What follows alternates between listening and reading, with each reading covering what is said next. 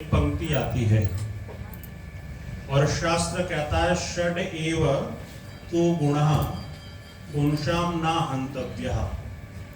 पुरुषों को अपने जीवन के अंदर, पुरुषों से तात्पर्य केवल हम लोगों से नहीं है।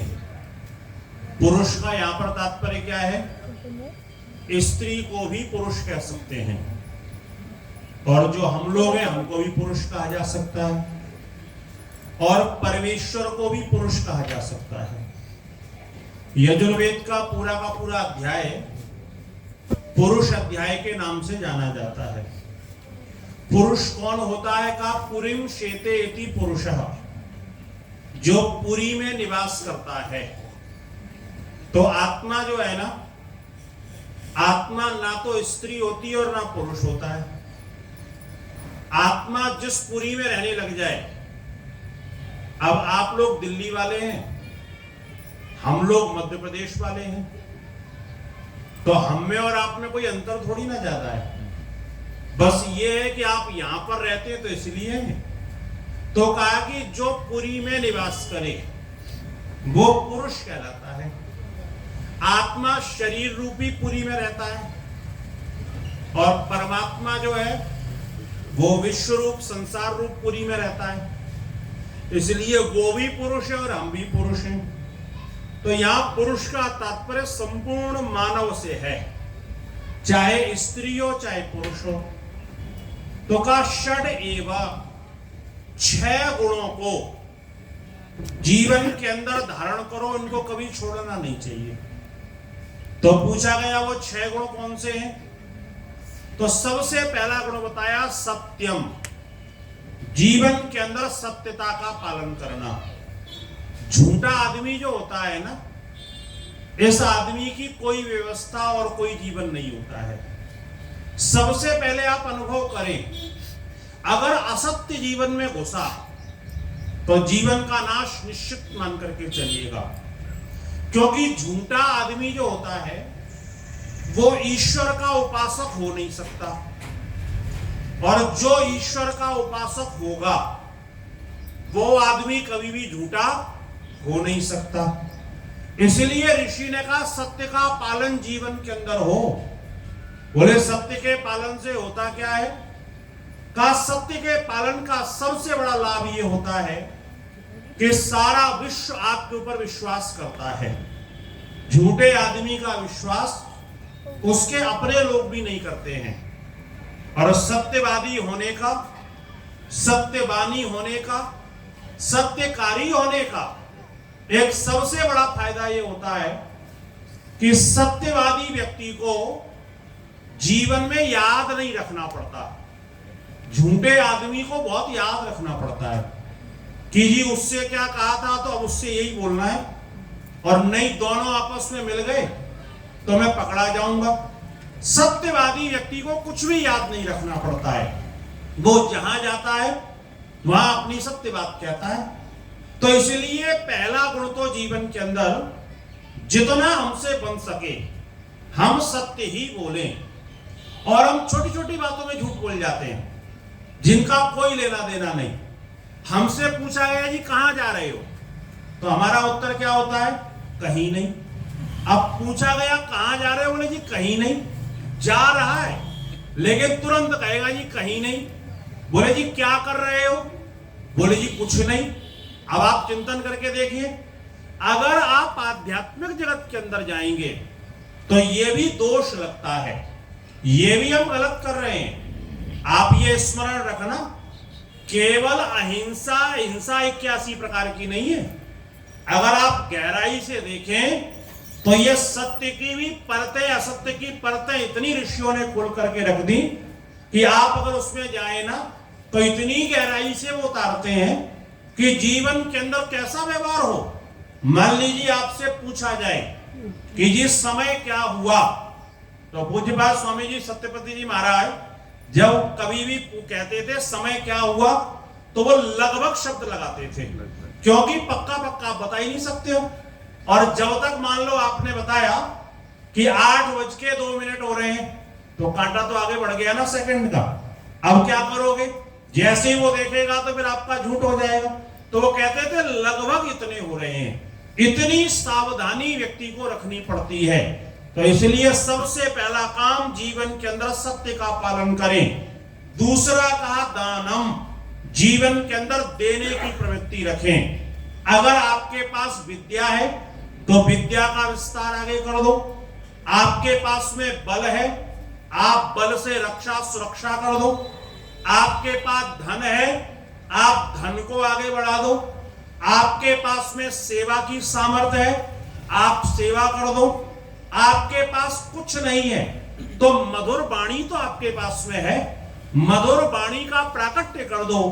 आपके पास में और कुछ नहीं है तो कहीं पर अगर अच्छा काम हो रहा है ना, तो उस अच्छे काम को देख करके मन से प्रसन्नता व्यक्त कर देना, जी बहुत अच्छा है, हम आपके साथ में हैं, चिंता मत करना। आप सदा अच्छे व्यक्ति के साथ में जुड़ जाइएगा, ये भी आपका एक प्रकार का दान हो गया। तो इसलिए जीवन के अंदर देने की प्रवृत्ति को सदा पैदा करना। और का अनालस्यम, आलसी बनकर के कभी मत रहना। शास्त्र ने कह दिया आलस्य ही मनुष्याणाम शरीरस्थस्य महान रिपो। इस दुनिया में मनुष्य के जीवन का सबसे बड़ा दुश्मन कौन है? का ये आलस्य ही है।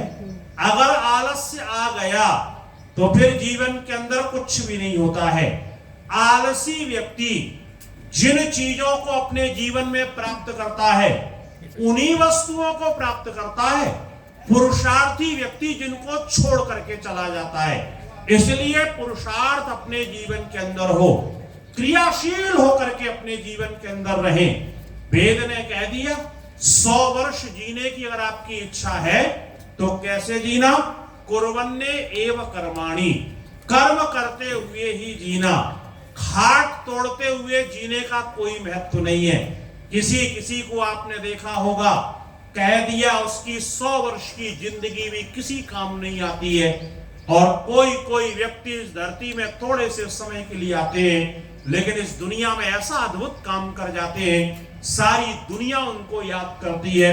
महर्षि देव दयानंद सरस्वती 59 वर्ष कुछ महीने इस धरती पर रहे, लेकिन कितना काम इस दुनिया के अंदर करके गए कि उनके हम अनुयायी सारे मिल करके लगभग 150 साल में भी उतना काम नहीं कर पाए जितना उन्होंने 10 वर्षों के अंदर करके दिखा दिया।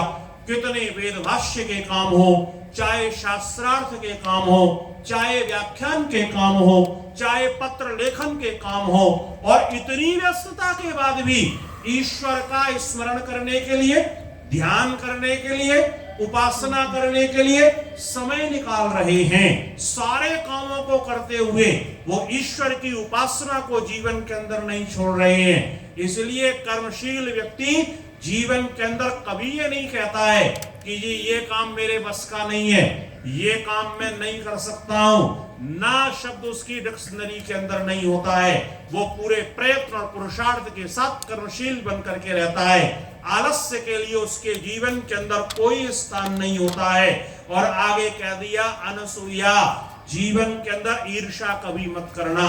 अगर ईर्ष्यालु व्यक्ति होगा ना, वो बड़ा भयानक व्यक्ति होता है। ये दुर्योधन के अंदर केवल एक ही दोष था, उसके अंदर ईर्ष्या बहुत भरी हुई थी। और ईर्ष्या आप देखेंगे ना, 2 शब्द आपने सुने होंगे, एक होता है ईर्ष्या और एक होता है द्वेष। ईर्ष्या और द्वेष में अंतर क्या होता है? ईर्ष्या जब भी होगी अपने से बड़े आदमी से होगी, और द्वेष जब भी होगा अपने से छोटे व्यक्ति के साथ में होगा। ना जीवन में ईर्ष्या करना है और ना जीवन के अंदर द्वेष करना है। और आपसे अगर कोई ईर्ष्या करे ना तो आप खुश हो जाना और ये सोचना कि ये आदमी मुझको अपने से बड़ा मानता है, इसलिए मुझसे ये चिढ़ने का काम कर रहा है। हम लोग कई बार परेशान हो जाते हैं ना कि जी वो मेरे से ईर्ष्या कर रहा है। ये तो खुशी की बात है कि उसने आपको अपने से बड़ा मान लिया। आपको कोई नोटिस कब करेगा? 8 अरब लोग इस धरती के अंदर बसते हैं, 8 अरब में से उसने आपको ही चुना है, तो कुछ ना कुछ तो गुण हमारे अंदर होगा ही ना, तभी वो व्यक्ति इतनी भीड़ में से हमको चुन रहा है। तो कोई आपसे ईर्ष्या करे उसकी चिंता करना मत, लेकिन अपने जीवन में किसी से ईर्ष्या करनी नहीं है, और ये भावना बनाना है कि ये आगे बढ़ा बहुत अच्छा है, इससे प्रेरणा लेकर के मैं भी आगे बढ़ूंगा, ये अच्छा है, मैं भी जीवन के अंदर अच्छाइयों को स्थापित करूंगा, बुराइयों को अपने जीवन के अंदर से निकालूंगा।